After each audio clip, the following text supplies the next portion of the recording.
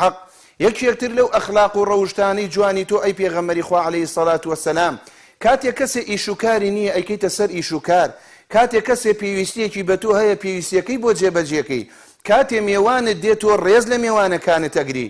بۆیە قەت خوای پەروەردگار تۆ زەلیل ناکە ئەی پێغەمبەری خوا عەلەیهی سەڵات وەسەلام.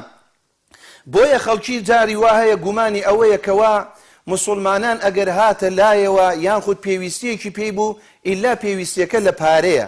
نەخێر شەرت نییە ئیلا خەڵکی پێویستی بە ئێمە بە پارە بێ، بە ئاڵتون بێ، بە دینار بێ، بە درهەم بێ. نەخێر ڕەنگە پێویستیەکی بە یەک نەسیحەتێکی بچووک بێت، پێویستیەکی بە یەک دەمچاوێکی جوان بێت، پێویستی بە یەک ئەخلاقێکی جوان بێت تۆ پێشانی دەی، پێویستی بە یەک ئامۆژگاریەک بێکەوە ماڵ و مناڵی تێک چووە تۆ نەسیحەتیانەکەی چەندی دڵی پێخۆشە بێت. بەڵێ یەکێ لەوانە پێغەمبەری خوا دەیفەرموو عەلەیهی سەڵات وەسەلام الئیبتیسامەة بوجه ئەخیکە صەدەقە. تۆ خێر و خێرات ڕەنگە پارەت نەبێ، شتت نەبێ، خێر و خێرات مەکە بەدەم چاوە پێکەنینەکەت بەرامبەر برای مسلمانت، ئەوە خێرکردنە بۆ تۆ، ئەوە بە سەدەقە ئەژمێرێ، ئەوە بە خێر بۆ تۆ نووسراوە لای خوای پەروەردگار. ئەو جا لە فەرمودەیەکی تردا ئەفەرمێ پێغەمبەری خوا عەلەیهی سەڵات وەسەلام الکەلیمەة الطەیبەة صەدەقە. قسەیەکی جوان، قسەیەکی پاک، قسەیەکی چاک ئەم بێگومان ئەبێتە سەدەقە و خێر بۆ تۆ.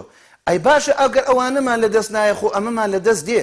مسلمانی وا هەیە هەر حەزەکە مسلمانانی بەرامبەری سەیری کەن و ڕقی لێ بێتەوە، دژایەتی بکە بە دەمچاوێکی ناشرینەوە. ئەمە ئەخلاق و ڕەوشتی پێغەمبەر نەبوو صلی الله عەلەیهی وەسەلەم. بۆیە چەندەها سەحابە ئەیفەرموو وەڵڵاهی قەت پێغەمبەرمان نەبینیە صلی الله عەلەیهی وەسەلەم بێتە بەرامبەرمان ئیلا تەبەسومە، ئیلا بزە پێکەنینێک و دەمچاوێکی گەشی جوانی هەبووە پێغەمبەر صلی الله عەلەیهی وەسەلەم.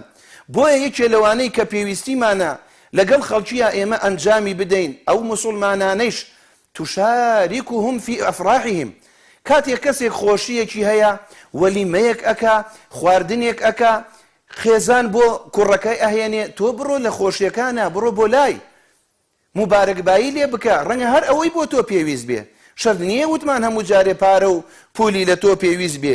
یەکێتر لەوانەی کە خەڵکی پێویستی بە ئێمە هەیە لە کاتێکا کە کەسێکیان لێ ئەمرێ موسیبەتێک بەسەریان نادێ، تۆ بڕۆ سەبریان پێ ببە، بلێ سەبر بگرە، داواکە لە خوای گەورە ئەجر و پاداشتی ئەوت بداتەوە. چونکە لەو کاتانەی کە ئینسان تووشی مەسائب ئەبێ، شەیطان دەوری خۆیە بینێ ڕەنگە تۆ کە چەندەها شتی خراپی پێ بکە کە تۆ ئەڕووی بۆ ئەوێ نایەلی شەیطان ساڵ بێ بەسەر براکەتە.